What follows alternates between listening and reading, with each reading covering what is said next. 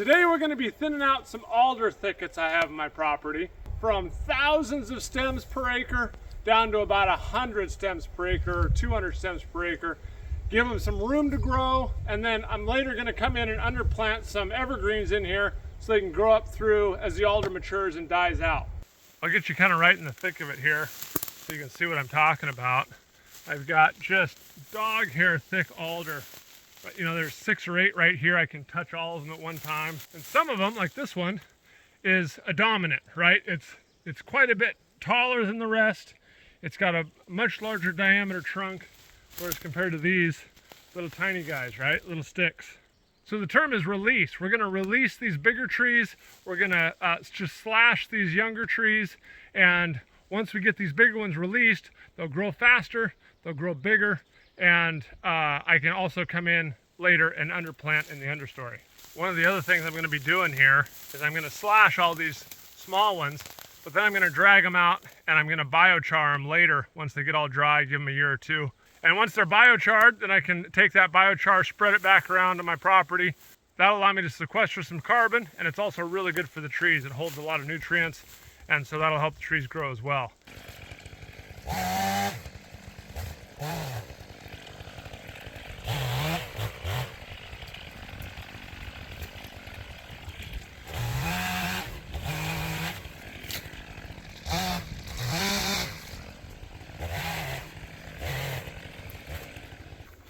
And here we've opened it up quite a bit. I've taken off a bunch of these little sticks, little twigs. I'm a firm believer in take a little and then reassess. So I'll probably take some more out of here. But you kind of get the idea. We've got 10 or 12 foot spacing now between our trees. The other thing I'm looking at is the potential for good timber in the future. So I want them straight. I don't want them with broken tops. You know, that's going to be a nice tree there, straight, fairly clear the first 10, 12, 15 feet. Whereas this one right over here comes up, it's got 3 or 4 tops going and stuff. That one's going to come out.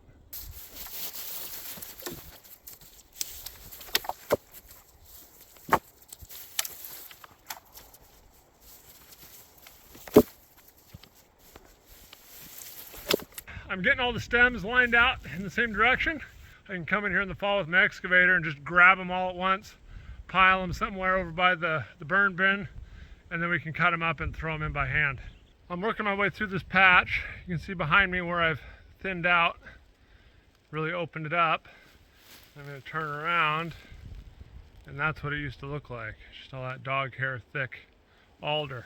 Now, a lot of people, I think, have a hard time with this whole thinning process, cutting down trees, but I want to show you a lot of these little tiny twigs like this, they're already pretty much dead.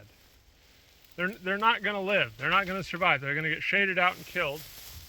So what we're doing is we're just thinning out the weak ones, the ones that are going to die. Some of them are already dead altogether, but there's no way this little patch is going to grow up fast enough and thick enough to catch up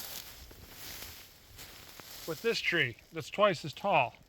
It just can't happen. So this one's going to survive anyway. We're just releasing this tree to get more light, more nutrients, faster, so it can grow bigger sooner rather than having to fight off all these little ones. We're just going to take them out of the equation. So you may be seeing it as me killing all these trees, but think of it this way. They're all going to die anyway, and we're just picking the ones that we want to grow bigger, faster, and turn into saw logs sooner. One of the advantages to letting these alder grow real thick in this like natural reprod environment for the first 15 or 20 years is they grow straight. Here's a perfect example of a nice straight alder. There's another term, I can't remember it right now, but it's essentially where once the limbs fall off, they get shaded out. This one has limbs in the top third or so of the tree.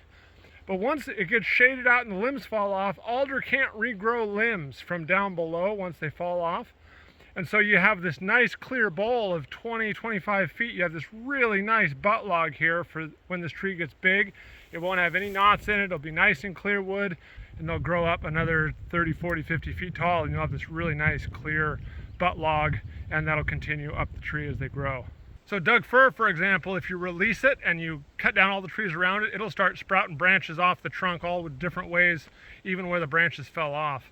But as you look around behind me, a lot of these alder are nice and clear, no branches down in the lower 10, 20, 30 feet.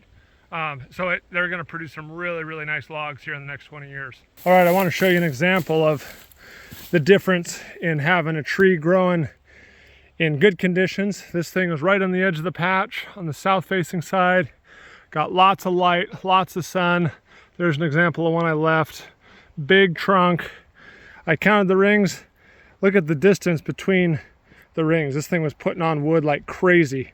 It's 16 years old. So there's 16 rings, one ring a year, so it's 16 years old. Now we're gonna look at one that was inside the stand, grew suppressed its whole life. This thing I counted has 15 rings. So it's pretty much the same age, plus or minus a year, but this thing's 2 inches across and that other one is about 10. So that's an example of what I'm talking about. When we're talking about suppressed trees, they can't put on as much wood, they're competing with everybody else, but now we've released this whole stand. We've given every tree light, water, the nutrients. It's not competing with everybody. The crowns aren't barely touching anymore. They've got all the light and all the exposure they need. So now they can start packing on wood and growing really fast. The other thing that alders do really, really well is they're a pioneering species. So this was probably disturbed 20 years ago, 15 years ago, something like that. And all these alder populated the area. They're great nitrogen fixers. So all these alders have been grown here. They've been putting nitrogen back into the soil. And so now I've got some good nutrients in the soil. So when I come and underplant a bunch of cedars in here, they'll have a good start. They'll have some light down in the forest understory. The alders are gonna grow up, the cedars are gonna grow up in the shade. Then when I come in 20 years, take out all the alders, I'll have 20-year-old cedars that I will release, and the cedars can then grow up into a nice stand. So really, forestry is just farming on incredibly long time scales. I'm looking out 20, 40, 60 years, where if you're growing corn, you're looking out 6 months. So it's really no different. We use wood products, the trees we harvest, we replant, we regrow. So it's just farming on a much larger scale. All right, guys, I got her cleaned out. I got 3 piles. There's one, there's the second one, and then the third one's back over there. Holy smokes, it's a lot of work. Took me, I don't know, about 3 hours to get all that cleaned up. And man, if anybody needs any mushroom logs, let me know. Alder make excellent mushroom logs, and they're just about the right size, anywhere from 4 to maybe 8-inch diameter at our release stand here behind me. You can see through it. The sun's getting down to the forest floor. Beautiful stuff. Well, I think I got the camera set up about where it was when I started. So I'm gonna try and do a before and after shot here. So this is what it looked like before, and here's what it looks like after. We're gonna take our piles, and in a future video, we'll biochar them up and then spread them back out in the woods. So thanks everybody for watching. Hope you enjoyed the video. We'll see you on the next one.